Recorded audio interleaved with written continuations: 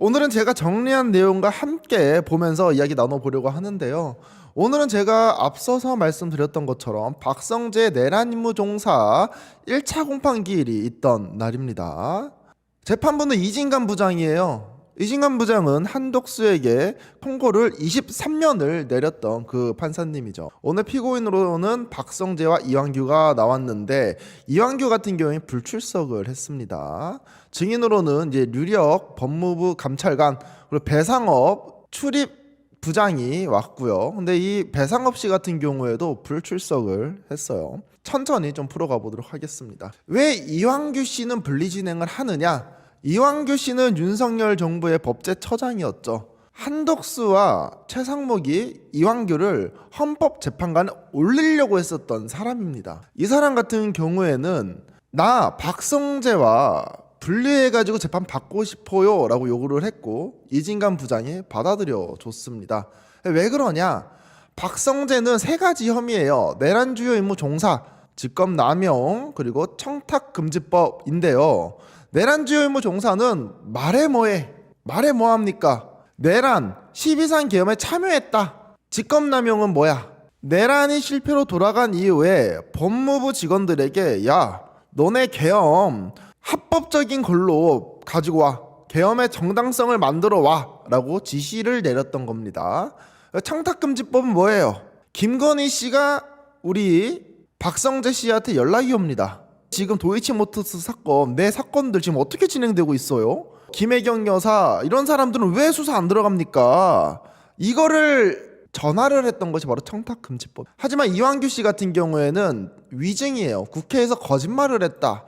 그렇기 때문에 쟁점 자체가 겹치는 부분도 있는데 겹치지 않는 부분이 많기 때문에 따로 진행을 하게 됩니다. 그래서 언제 병합해서 같이 진행을 하느냐? 한정아 씨와 김주현 씨 그리고 이상민 전 장관 이 사람들의 증인 신문이 진행될 때 오겠다라고 병합해서 진행하겠다라고 얘기를 하고 있습니다. 이와 관련해가지고 이 배상업 씨도 불출석했거든요. 근데 배상업 씨가 왜 불출석했느냐? 아들이 군대 간다라는 거예요. 지금 내란 사건과 관련해가지고 중요한 증인으로서 나와야 되는데 본인 아들이 오늘 군대 가니까 아들 챙기러 가겠다라고 불출석 사유서를 냈습니다. 근데 이 배상업 씨가 왜 중요하냐? 박성재의 지시를 통해 가지고 외교 출입국 관리하는 데 있죠. 뭐 인천공항 이런 데 주요 정치인들이 나가지 못하도록 막으라는 그런 지시를 받았을 것으로 추정되는 자가 바로 배상업 씨입니다. 근데 이렇게 중요한 임무를 맡았는데 본인 아들 군대 간다니까 불출석했어요. 지금 이 재판이 얼마나 중요한지 배상업 씨는 인지하고 못하고 있는 것 같습니다. 하지만 오늘 재판에서 눈에 가장 띈 부분이 있었는데요. 바로 이진관 부장과 박성재의 대화였습니다. 이진관 부장이 한 8번을 물어봐요. 아니 이 비상계엄 반대한 거 맞아요? 그러니까 박성재가 길게 얘기하지만 저는 반대한 게 사실입니다. 이 조사받으면서 고통받았지만 나 반대는 진짜 했어요. 이진관이 아니 그러면 피고인은 왜 반대했어요? 비상계엄? 당시에요. 법률적으로 하나하나 내가 꼼꼼히 살펴보지는 못했어요. 그런 거는 법률적인 건 말을 못했는데 내가 이 전국을 한번 바라보니까 윤석열이 우려하는 여러 가지 문제점들이 있었어요. 민주당의 입법 그리고 예산안 통과, 탄핵 이런 것들 이런 문제들을 계엄을 통해서 해결할 상황은 아니라고 생각했어요. 근데 이게 나뿐만 아니라 이 주변에 있었던 국무위원들이 다 반대했어요. 윤석열이 문제 제기했던 내용들이 계엄으로는 해결 안 됐을 것 같아가지고 난 반대했어요. 아니 그러면 비상계엄 요건에 해당되지 않는다 그 말씀인가요? 아니 제가요 하나하나 따져가지고 말은 못했어요. 아이고 대단히 유감스럽습니다. 아니 봐봐요. 답변하신 내용을 보면 비상계엄을 할 상황이 아니다 이렇게 말씀하셨습니다. 그러니까요 조문에 조항이 어떻고 저쩌고 하는 부분을 하나하나 따지지 못했어요. 그러니까 말이에요. 12.3 계엄 요건 갖추고 있었어요? 안 갖추고 있었어요? 제가요 계엄 상황의 법률적인 요건을 제대로 갖추지 못한 그런 부분이 있었다고 생각합니다. 이게 중요한 거예요 여러분들. 계엄 상황이 법률적인 요건을 제대로 갖추지 못한 그런 부분이 있었다라고 생각하고 있습니다. 당시에 계엄의 절차적 요건이 맞춰지지 않았다라고 하고 있어요. 윤석열은 지금 어떻게 주장을 하고 있냐? 계엄 요건에 대해서 본인은 맞췄다라는 거예요. 국무회의를 본인은 주재하려고 했었다. 한덕수가 말하기 전부터 난 원래 그렇게 생각을 하고 있었고, 김영현도 지속적으로 얘기하는 것이 대통령님은 법률 전문가이기 때문에 이미 국무회의를 진행하려고 했다라고 주장을 하고 있어요. 근데 박성재는 뭐라고 이야기하냐면 윤석열이 그런 말 하는 거 거짓말이에요. 법률적인 그런 요건을 갖추지 국무회의 안 했습니다라고 자기가 얘기하는 겁니다. 박성재의 스탠스는 여러분들 그거예요. 저는요 비상계엄이 잘못됐다고 생각을 했어요. 하지만 법적인 판단은 못했습니다. 하지만 시간을 흐르고 제가 쭉 조사도 받아보고 뭐 기사도 보고 해보니까 윤석열의 비상계엄이 법률적인 요건을 갖추지 못했다라고 생각을 합니다. 이런 주장이라는 거예요. 나는 잘못이 없고 윤석열만 잘못을 했다. 그 상황에서 나는 법률적인 판단을 못할 것 같다라고 주장을 하는 겁니다. 이거를 이진관 부장이 8번에 물어봐요. 그러면 당시에 법률적 요건을 갖추고 있었다라고 생각을 합니까?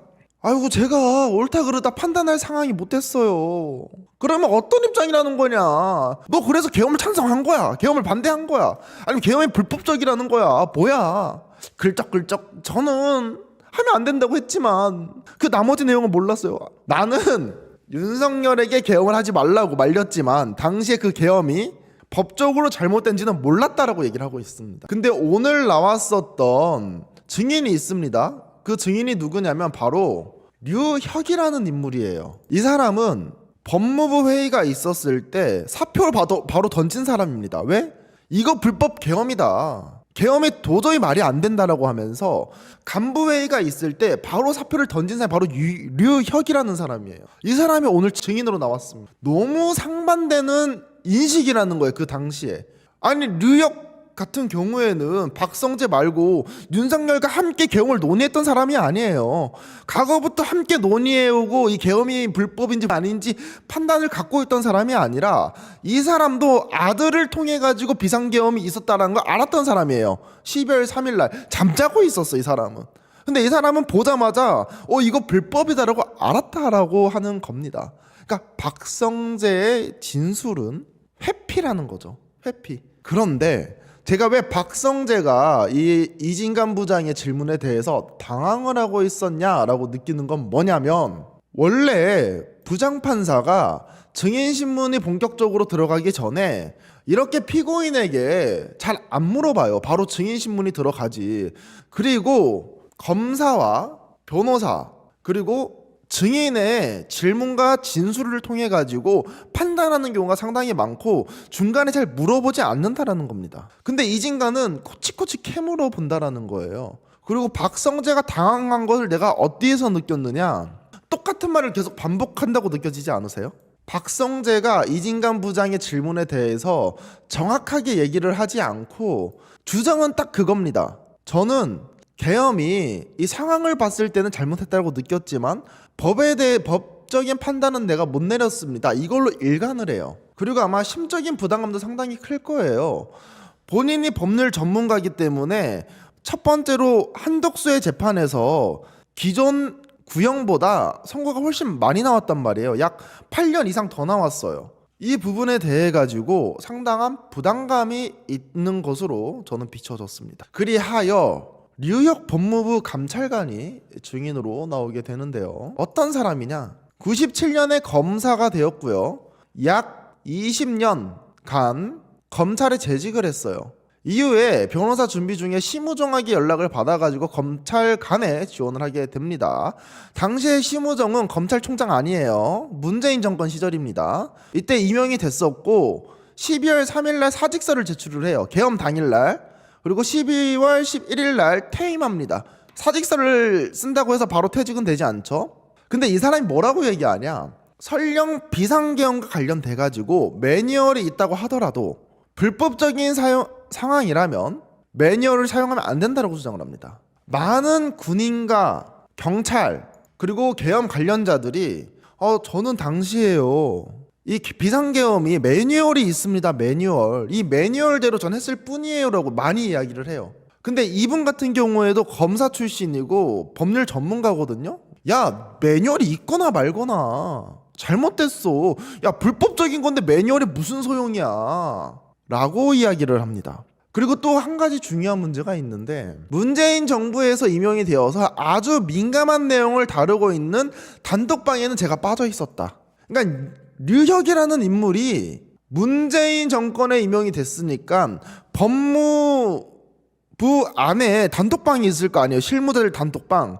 거기서 민감한 내용이 오가는 것들에 대해서는 빠져 있었다라는 거예요. 그래서 이 사람 왕따 당하고 있었다라고 볼 수도 있습니다. 물론 이 류혁이라는 인물 자체가 윤석열과 가까운 검사라고는 합니다. 하지만 계엄 당일날 이 사람 같은 경우에는 정확하게 판단을 한 거예요. 계엄이 성공할 수도 있고 실패할 수도 있잖아요. 그래도 중요한 것은 계엄을 반대하고 사표를 썼다라는 거예요. 그 수많은 관련자들 중에 이런 사람 거의 없다라는 겁니다. 그래서 이 사람의 행적에 대해서 비판할 것은 비판을 해야 되지만 또 계엄 당일은 잘했다라고 볼 수 있는 거예요. 그리고 당시에 계엄을 할 만한 상황이었냐라고 우리 이진관 부장이 물어보니까 아니요. 당일날은 되게 평온하게 퇴근을 했었고 계엄이 선포될 만한 상황이 아니었습니다. 비상계엄은 전시사변, 준하는 비상사태, 국가의 전망이 결려 있어야 되는데 저는 그런 생각 느끼지 못했어요 라고 이야기를 합니다. 그래서 이 사람은 계엄 당일날 어떻게 행동했느냐, 22시에 잠을 잡니다. 당시에 이 류혁 법무관의 안사람이 부인이 동네 친구들과 지방 여행 중이어가지고 전화가 옵니다. 아들한테 전화를 해요. 근데 뭐라고 전화하냐, 큰일 난 것 같다, 아버지 일어나셔가지고 전화 받아야 된다라고 이렇게 이야기를 했대요. 그래서 류혁이 일어난 거야. 깜짝 놀라서 TV를 딱 켰다라는 거야. 야, 그런데 윤석열이 나와가지고 비상계엄 하겠습니다 라고 이야기한 것을 봤다라는 거죠. 이때 계엄을 처음 인식한 거예요. 이 방송을 보면서 류혁은 이렇게 생각을 했다고 합니다. 윤석열이 발표하기 전에 어떤 실무자가 와서 의자를 촥 빼주더래요. 그리고 앉아서 얘기하는 표정이나 얼굴에서 비춰지는 그런 태도와 모습들이 내 뜻이랑 다른 사람들은 모두 다 반국가 세력이고 내가 가고자 하는 길에 반대하지 마라. 반대면 나 가만히 있지 않을 거야 라고 느꼈다고요. 상당히 반민주적인 모습을 그때 딱 봤다라고 합니다. 너무 화가 났대요. 동의할 수도, 윤석열의 비상계엄 선포 동의할 수도 없고 너무 화가 났다라고 합니다. 그 상황에서 법무부 비상간부 소집에 카톡이 와요. 그래서 갈까 말까 고민을 했다고 합니다. 그럼에도 참석을 했었던 이유는 뭐냐, 두 가지 이유가 있는데요. 너무 화가 나가지고 최소한 내 의사는 표현을 하겠다. 두 번째, 도대체 어떠한 상황인지 내가 알아봐야겠다. 이 두 가지를 생각을 하고 가겠다라고 결정했다고 합니다. 그리고 포고령은 언제 인식했냐, 아들이 딱 나가기 전에 법무부에 나 이제 나가려고 마음의 준비를 했어요. 내가 한번 칼질 한번 해야겠다. 근데 아들이 이런 얘기를 했다라는 거야. 영장 없이 체포 구금도 한다라는데 아빠 안 가면 안 돼요. 애가 말렸다라는 거예요. 하지만 아이를 뿌리치고 법무부로 향했다라는 겁니다. 이 법무부는 몇 시에 도착하냐, 00시 5분에 도착을 합니다. 집이 마포 쪽에 있대요. 그래서 약 40분 정도 걸린다라고 하면 11시 반, 11시 25분 이때쯤 출발을 했죠. 거기서 회의실로 딱 올라가려고 하는데 누굴 만나요? 법무부 차관 김우석을 만납니다. 여기서 김우석 차관한테 과거에 이런 얘기를 했다라고 해요. 감찰관 너무 힘들고 2월달에 다 그만둘 거예요. 너무 힘드니까. 이렇게 얘기를 이전에 했대요. 그래서 이제 엘리베이터에서 같이 타고 있는데 이런 얘기를 했다고 합니다. 차관님, 지금 들어가서 이게 계엄 관련되고 있는 일이라고 한다면 전 그만두겠습니다. 그러니까 김우석이 아무 말도 안 하고 다 고개를 숙였대요. 그만두겠다 얘기를 하니까 이제 아무 말 안 하잖아요. 그러니까 김우석이 어깨를 툭 쳤다는 거야. 제가 하와이 놀러 간다고 그랬고 좋은데 놀러 가려고 그럽니다 라고 하면서 엘리베이터를 내리고 회의장에 가게 됩니다. 방금 부속 소회의실에서 진행이 됐었는데 당시에 실국장들하고 운영지원 과장, 대변인, 정책기획단장 이런 사람들이 포함이 됐었대요. 평소보다 사람들이 많아가지고 한두 명은 서 있었대요. 그리고 정확하게 기억나는 인물은 출입국 본부장인 배상업 씨, 교정본부장 신용애 씨, 검찰과장 임세진 씨, 이 사람들은 정확하게 기억을 한다고 합니다. 이게 매우 중요한 인물인데 이 두 명 같은 경우에는요, 이 배상욱 같은 경우에는 이제 유명한 정치인들 그리고 유명한 뭐 평론가들이 있을 거 아니에요. 윤석열에게 불리한 이런 사람들이 해외로 도망가려고 하면 못 도망가게 막으려고 했었던 정황이 드러났었고, 교정본부장 같은 경우에는 계엄 일어나고 나면 이분뉴스 같이 말 안 듣고 꼴배기 싫은 친구들 많을 거 아니겠습니까? 그런 사람들 잡아 가두기 위해 가지고 형량이 작은 사람들은 풀어주고 막 비우는 작업을 하려고 했었다라는 정황들이 있었어요. 이게 어디서 전체적인 회의가 이루어졌냐? 바로 박성재 법무부에서 이루어졌다라는 겁니다. 이 당시 상황은 이 교정본부장 혹은 출입국 본부장이 박성재와 이야기를 하고 있는데 출입국 본부라는 이야기를 들었다라는 거야. 그래가지고 자리를 비켜줬대, 어떤 사람이 이 사람에 대해서. 근데 받지 않았다는 거야. 그냥 일어서서 이야기했다는 거예요. 장관님, 이게 계엄과 관련된 회의입니까? 박성재: 네, 그래요. 장관님, 저는 계엄 관련 회의라 그러면 참여할 생각 전혀 없고요. 이게 명령이나 일제 지시 같은 거 내려와도 따를 생각 없습니다. 그러니까 저 오늘 그만두겠습니다. 나가서 사표 쓰겠습니까? 그러니까 박성재가 화를 내면서 그렇게 하세요! 라고 이야기했다고 합니다. 이 얘기를 하고 나서 유혁은 바로 박차고 나갔다라고 해요. 근데 여기서 한 가지 특이점이 있다라는 거야. 박성재는 원래 후배들 때 화를 많이 내지만 이 류혁에게는 화를 낸 적이 한 번도 없대요. 근데 이러한 발언을 하면서 화를 엄청 냈다라는 거야. 심지어 증인이 따라해요. 박성재가 어떻게 얘기했는지. 그렇게 하세요! 따라해. 근데 이거를 왜 계엄이 잘못됐다라고 본인이 얘기하는데 왜 박성재 이렇게를 화를 내느냐 생각을 해봤다라는 거예요. 감찰관이라는 친구가 지금 계엄이라는데 늦게 와가지고 한다는 소리가 무슨 얘기야? 지금 계엄 관련 회의 뻔하지, 아니 이걸 거기서 이렇게 계엄 관련 회의입니까? 이딴 걸 묻고 있어.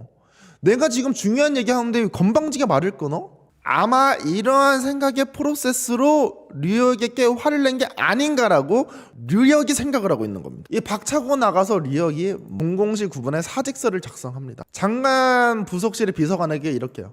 제가 오늘 그만둘 날인 것 같네요. 그냥 여기까지인가 봅니다. 그만두고 집에 가야죠. 용지 하나 주세요. 오늘 12월 3일이죠. 비서관이 아닙니다. 방금 전에 자정이 지나서 4월 됐습니다. 그래서 사직서를 쫙 작성을 하면서 공공시 09분을 딱 작성을 합니다. 그런데 왜 공공시 09분을 썼느냐? 이 시간부터 조금 더 나는 계엄과 관련이 없다라는 것을 표현하고 싶었다라는 거예요. 그래서 공공시 09분부터는 나는 이 법무부 계엄과는 전혀 관련 없는 사람이다 라고 하면서 사직서에 그거를 시간대를 딱 넣었다고 합니다. 그러면서 당시에 많은 사람들과 잘 알고 지냈던 류혁이 다 악수를 딱 하는 거야. 악수를 청하는 거야. 고생하셨습니다. 한 4-5명 있었대요. 악수를 하고 나갔어. 박차고 딱 나가려고 하는 순간 아우씨 생각해보니까 생각하면 할수록 열받는 거야. 아니 딱 집에 가려고 했는데 사직서 쓰고 딱 가려고 했는데 생각해보니까 열받는 거예요. 우리도 계엄 생각하면 열받잖아. 그래서 다시 회의장으로 들어갑니다. 다시 참석해요. 당시에 또 교정본부장 혹은 출입국 본부장이 박성재와 대화를 하는데 류혁이 이렇게 얘기합니다. 저도 여야가 이런 식으로 극한 대립을 하고 있는 거 동의하지 않아요. 하지만 아무리 이런다고 해서 계엄이 뭡니까? 말이 됩니까? 바로 문을 닫고 나갔대요. 박성재가 무슨 말을 했는지 못 들었대. 왜냐면 류혁은 본인이 화가 나가지고 이거는 꼭 얘기를 해야겠다 하면서 박차고 들어갔고 본인 얘기를 하고 그냥 바로 나갔다고 합니다. 이 시간이 40초도 안 걸렸대요. 바로 나갔대요. 이렇게 나가자 누가 쫓아오느냐? 법무부 대변인인 노성균 씨가 따라옵니다. 아니 감찰관님, 저도 도대체 영문을 모르겠습니다. 저도 감찰관님이랑 생각이 비슷해요. 생각이 같다고만 얘기하지 말고 잘 해봐. 내가 생각하고 잘 해봐 라고 이야기를 하면서 법무부를 빠져나와서 집에 돌아갔다라고 합니다. 00시 12분에. 이게 류혁이 계엄 당일날 했었던 일입니다. 사실 우리가 류혁이라는 인물을 지금 박수 쳐주고 있고 칭찬을 하고 있지만 정상적인 사고체계를 가진 인물이라면, 심지어 이 사람은 윤석열과 친한 검사예요. 그럼에도 불구하고 이렇게 행동을 했어. 이거 상식적인 행동이라는 거예요. 누가 보더라도 불법적인 행위라는 것의 반증이라고 생각을 합니다. 당시에 왜 포고령이 불법적이다라고 정확하게 인식을 했냐면 영장 없이 체포 구금을 한다. 국회 활동에 일체 금지한다. 전공의 체포 그리고 처단한다. 이 포고령을 보고 본인은 그냥 알았다라는 거예요. 이거 불법이다. 그런데 국무위원들, 법률 전문가들 이런 사람들이 이거 보자마자 불법인 거 몰랐다라고 하는 것 자체가 거짓말이라는 거예요. 그리고 진술 중에 매우 중요한 내용이 나왔는데요. 검찰 조사 당시에 실무자이자 국장들 중에 피고인과 잘 지내는 사람이 있나 봐요. 계엄이 끝난 이후에 이 사람과 연락을 했었는데 이 류혁 감찰관이 나간 이후에 박성재가 각 실무자들에게 지시를 내렸다라는 거예요. 각 부서에 무엇을 할지 물어봤다라는 거야. 물론 누가 알려줬다라고 진술은 안 해요. 왜? 그 사람이 피해 입을까 봐. 하지만 본인은 그거 들었다라는 거예요. 그럼 여기서 드러난 건 뭐예요? 류혁의 주장이지만 박성재가 나는 제대로 액션을 취하지 않았다라고 주장을 하지만 막상 법무부에 돌아가서는 실무자들을 다 불러서 회의를 했었고 그 회의에서 끝나지 않고 출입국 부장, 교도 부장 그리고 각 실무자들 각각 지시를 내렸다라는 증언이 나온 겁니다. 박성재는 정말 법적으로 아무런 문제가 없는지 판단을 못하고 있었을까요? 저는 박성재가 처음부터 계엄은 불법적이라는 것을 인지를 했었고 그리고 법무부에 가서 각각 실무자들에게 계엄이 성공할 수 있도록 지시를 내렸다라고 봅니다. 그래도 다행인 점은 뭐냐? 이 재판을 이진관 부장이 맡고 있기 때문에 한시름 났다라는 거예요. 한덕수의 재판에서 너는 내란 우두머리 방조가 아니라 내란 주요 임무 종사를 했어. 공소장을 변경시켰고요. 심지어는 15년 구형을 더 올려가지고 23년을 준 게 바로 이진관 부장입니다. 현재 우인성 부장의 태도 너무 분노하죠. 그리고 현재 윤석열 재판을 맡고 있는데 심지어는 무죄도 줄 것 같다라는 기자 여러분들의 의견도 있는 상황입니다. 이런 상황에서 우리 이진관 부장이 잘 헤쳐나가면 좋을 것 같습니다.